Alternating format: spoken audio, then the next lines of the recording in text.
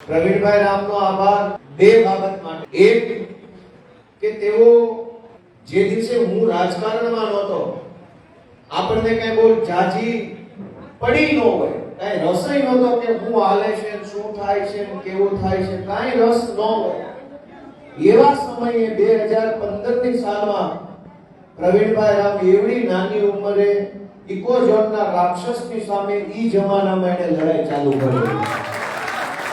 તે દિવસે મને ખબર નહોતી, હું તો ક્યાંય રાજકારણમાં રસઈ નહોતો લેતો, જેનું જે કામ એ થાય, પણ પ્રવીણભાઈની કોઠાહૂજ, એની દીર્ઘ દ્રષ્ટિ અને ખેડૂતો પ્રત્યેની એમની લાગણી કેવી હશે કે આજથી 10 વર્ષ પહેલા એને ખબર પડી ગઈ હતી કે આ તો બહુ તકલીફ આપે એવો મુદ્દો છે.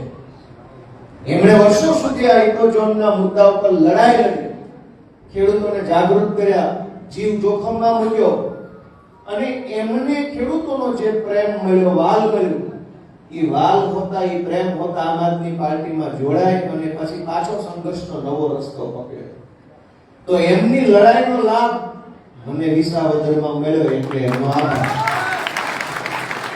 અને બીજો આભાર કે પ્રવીણભાઈ રામ પોતે વિસાવદરના ઉમેદવાર હોય એવડો પરસેવો એમણે ચૂંટણી પ્રચારમાં પાડેલો છે.